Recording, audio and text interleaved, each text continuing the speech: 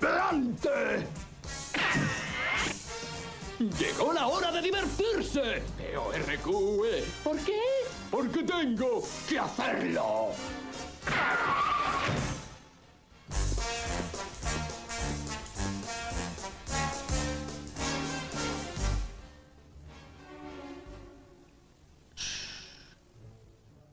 ¿Por qué la máscara de Jim Carrey es icónica? Es una pregunta muy interesante, teniendo en cuenta que técnicamente esta versión del personaje es una mala adaptación. Y es que si te digo que la máscara original no es un héroe de comedia, sino un psicópata asesino sediento de sangre, te hace dar cuenta de que esta versión pues técnicamente sí, es una mala adaptación. Pero pese a todo ello, hoy vamos a analizar cómo la versión de Jim Carrey y la visión del director Chuck Russell tomaron un material de origen oscuro y perturbador y lo transformaron en una joya de la cultura popular. ¿Fue una traición al cómic o la mejor decisión creativa de los 90? El día de hoy vamos a verlo en este vídeo dedicado a la máscara de Jim Carrey.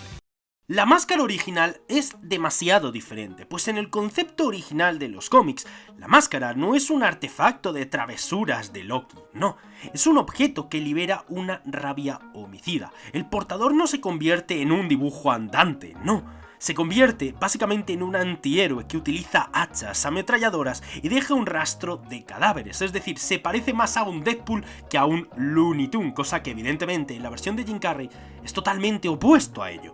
Pero es que aparte de todo ello, tenemos el hecho de que, por ejemplo, Stan Lee no es solo un tipo amable y perdedor, es alguien que tiene un odio acumulado. En la versión de la película podemos ver algo parecido, pero aquí es muchísimo más que eso. Utiliza la máscara para vengarse de manera brutal de cualquiera que lo haya molestado, desde una casera hasta unos mecánicos o cualquier persona que lo haya literalmente hecho cualquier cosa.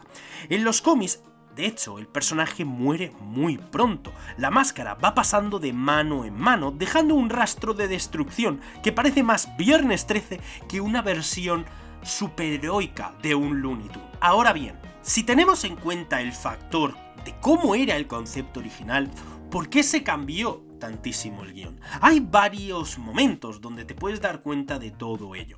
Y en un análisis completo nos podemos dar cuenta que la mayor influencia fue el factor Jim Carrey. Y es que la plasticidad humana de Jim Carrey en aquella época pues básicamente le hizo muy pero que muy popular, y se pensó que la máscara sería perfecta con un personaje como Jim Carrey. El guión fue adaptado específicamente para el talento de Carrey. Lo increíble es que muchos de esos momentos donde vemos movimientos en efectos digitales, la gran mayoría están hechas por Jim Carrey, ayudando muchísimo a cómo se veía el personaje, cómo él mismo gesticulaba y cómo era él el que se movía. Sí, tú notabas los momentos de CGI, pero también notabas cuando Jim Carrey hacía al personaje. Aparte de todo ello, hay una reinvención del personaje. El personaje es demasiado violento. Independientemente de cómo lo puedas ver hoy en día, estamos hablando de que es un producto que lo que está buscando es atraer a toda la familia al cine.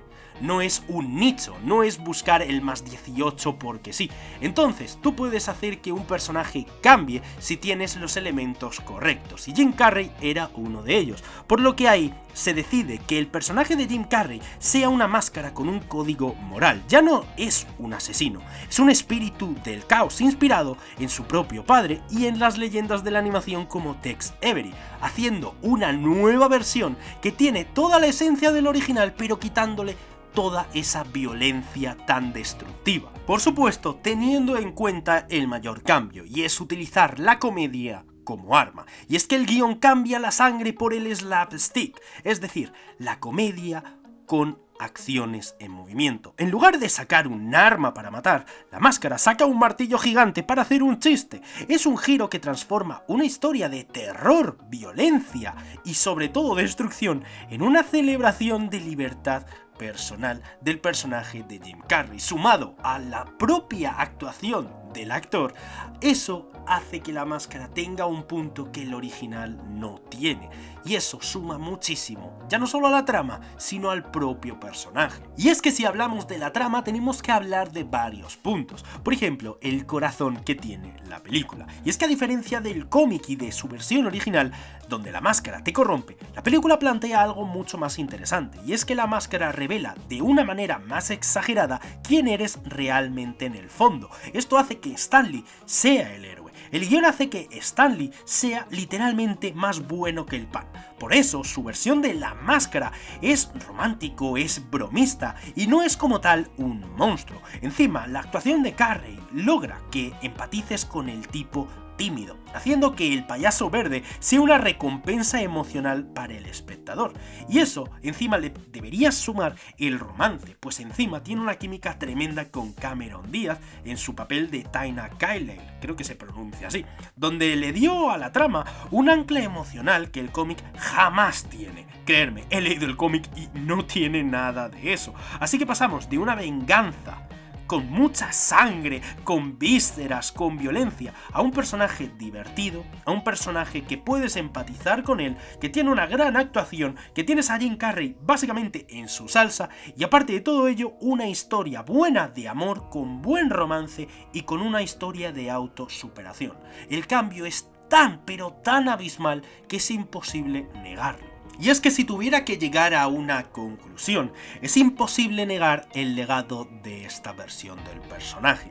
Pues ya no solo es cuestión de que opaque totalmente a las siguientes versiones, que incluso se verían muy pero que muy mal en comparación a la de Jim Carrey, sino que el material original, el personaje original, básicamente ha quedado desfasado. O sea, realmente no he conocido a nadie en toda mi vida, en ningún foro, en nada que hable que la versión original es mejor que la de Jim Carrey, y eso habla muy bien de esta versión de la película. Y todo ello te da a entender algo pues realmente curioso, y es que si se hubiera hecho una adaptación fiel al cómic, probablemente sería una película que como mucho llegaría a ser una película de culto olvidada o una cinta de terror de serie B.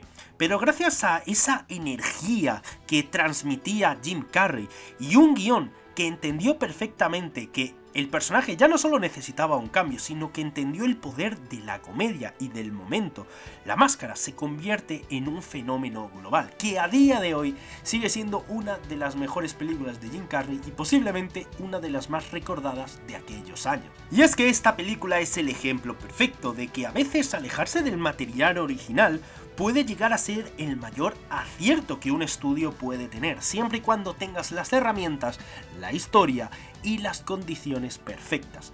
Esta película rompe con muchísimos de los problemas de las adaptaciones actualmente y creo que es un ejemplo a seguir en muchos pero que muchos aspectos. Por supuesto, aquí te debes hacer la pregunta, ¿prefieres al psicópata del cómic o al fiestero que hace Jim Carrey?